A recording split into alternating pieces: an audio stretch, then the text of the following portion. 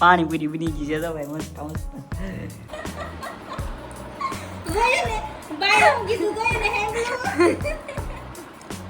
Ice cream માં રાપ માં કઈ ફરક ચાલે નહીં.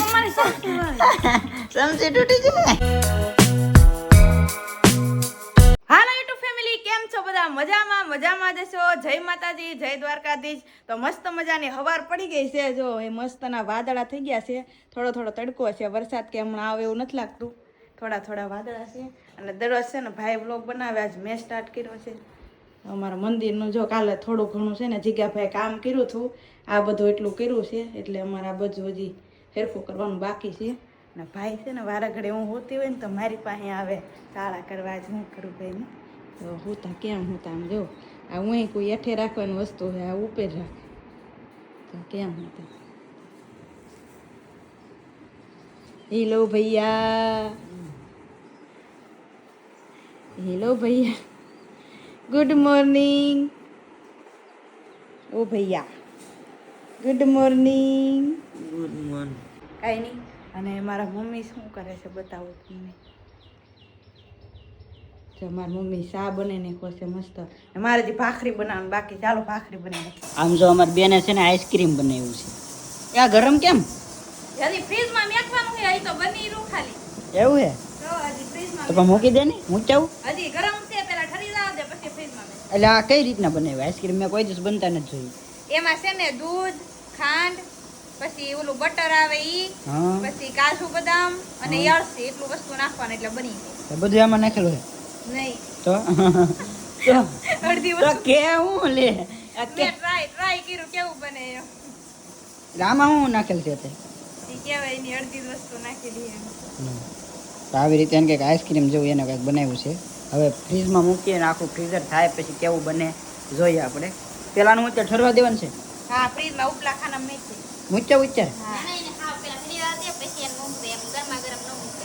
હે તમે કોઈ દિવસ બનાવ્યું આઈસ્ક્રીમ? હા ગરમ છે ઘડી કે મને ન આવડે. આને બનાવ્યું હોય મેં મારી જિંદગી પેલું વેલું બનાવ્યું. ટ્રાય તો કરું કેવું બને એમ એટલે બનાવ્યું. એને આઈસ્ક્રીમ તને ભાવશે મસ્ત બનાવ્યું. હાલો ભાઈ વાંધો નહીં ટેસ્ટ કરીએ. પહેલાં આપણે એને ફ્રીજમાં મૂકી આવી થોડીક વાર પછી અને કલાક પછી જોઈએ કેવી રીતનું બને. પાણીપુરી બની ગઈ છે તો ભાઈ મસ્ત મસ્ત. જલ્દી બનાવો, જલ્દી કરો ને જલ્દી, જલ્દી કરો ને જલ્દી. બાર ઓલી બીજું બનાવે. મેં ખાલી પૂરી જ બનાવી. શું બનાવે? બટેટાનું તો પૂરી છે ને એકદમ મસ્ત ફૂલી છે. ઓલી પૂરી બનાવતી હોય તો કે ઓલી વણીને ને ઓલી કરવાની. હા ઈ ઘરે બનાવવાની. આ તૈયાર છે. ઓલું પેકેટ આવે ને જોંડુ આ પેકેટ આવે. એ તો મને ખબર છે. આ ઓલી કરીને ઓલી કરાય. કેવી કરી બનાવવાની પૈસા લાવે અલગ એ કરાય. અહીંયા જો અમારી બેન સુંદરને એવું બધું તૈયારી કરે છે. હું મારું વ્લોગમાં કીટ કીટ કીટ માર રોગની કીટ સુબાન ફિસલ ગઈ છે અમારી બેન. જો જમવા બે જશે. જમવામાં છે ને પાણીપુરી છે. જમવાની આમ નાસ્તામાં અને મસ્ત મને કંઈ ઘટે નહીં એવું. અને હાથે હાથે બધું ઓલું કરવાનું. હું તો તાર પેલી લેવો હું ભર દઉં પણ. તો હું પ્લેટ લઈને ઉભો રહું. હા મેં ભૈયા હું ભૈયા ભૈયાજી तो मने कैसे वाइट कम दे મેં ભૈયા હું. सविता देती दे भैयाजी तीखी वाली लगाना. ઓકે તીખી वाली भैयाजी हमको तीखी वाली नहीं पसंद है, मोड़ी वाली लगाना. सूखी पूरी नहीं मेरी मिलेगी. मिर्ची सूखी पूरी फ्री में नहीं मिलेगी. सूखी पूरी केम न મળે? लो चुकुपुरी ચોખ્ખું પૂરું? चुकुपुरी ચોખ્ખું પૂરું નહીં, બળી ગયેલું પૂરું. આ બળી ગયું છે આપણે પૂરું. હા.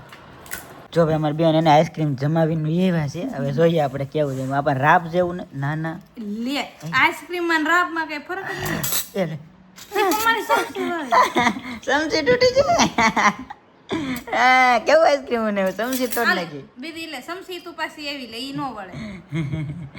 એને કેવું આઈસ્ક્રીમ ને લે સમજી. હું તને કાઢ દઉં. બસ સૌ ખા. હવે આ આઈસ્ક્રીમ એક શું છે? હે આઈસ્ક્રીમ છે.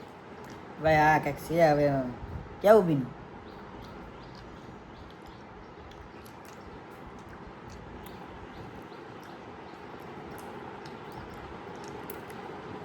આ કંઈક આમ કંઈક અલગ પ્રકારનો સ્વાદ આવે. કંઈક ગેલો ગેલો આમાં આઈસ્ક્રીમ જેવો ને આવતો.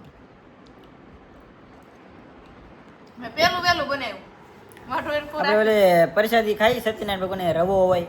અરે એવી છે હા ક્યાં એવું ને હા શું કાકો કે વારા ઘડીએ કે તું બને એમ ન કે હા ભાઈ મસ્ત છે હું એવો માણસ નથી કે ગમે વસ્તુ બનાવે આવે મસ્ત છે એમ ન કહું કંઈક ફેર છે એમ મસ્ત બેન ઈ સ્વાદ જેવો છે એવો કહું છું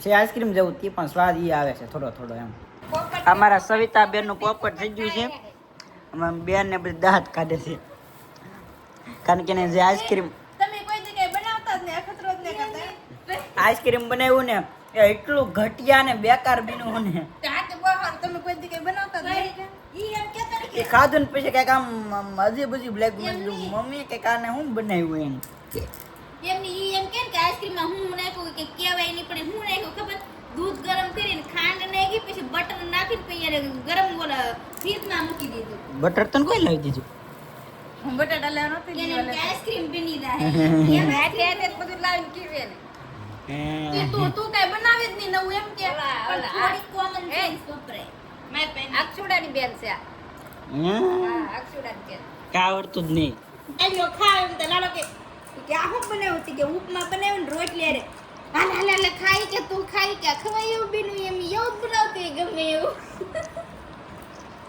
તને આવડે એવું તને એવું આવડે ડુંગળીનું શાક ને ઉપમામાં ન હોય એવું વસ્તુ નાખી આખી ડુંગળીનું શાક બને ખાધું તે કોઈ દી એવું કોણ ખાય એવું? આખી આખો મલક ખાય ડુંગળીનું શાક ખાય આખા લહણનું શાક ખાય બધાનું શાક બને ખવાય એવું હોય ને ઈ ખાય આખી ડુંગળી તે બનાવ્યું કેવું ખબર છે કેવું બને સારું જ બનાવ્યું યકર પાવ ભાજી બનાવી હતી એક હેકલો વાટકો ભરીને ગાલરનો ઠલવી દીધો તો લાલો કે આ લે ખાઈ કે ગયો ને બાય હું કીધું ગયો ને હેંગલું મને કે બાય હું કીધું હેંગલું ને કેવું કટિયા બનાવે કાંઈ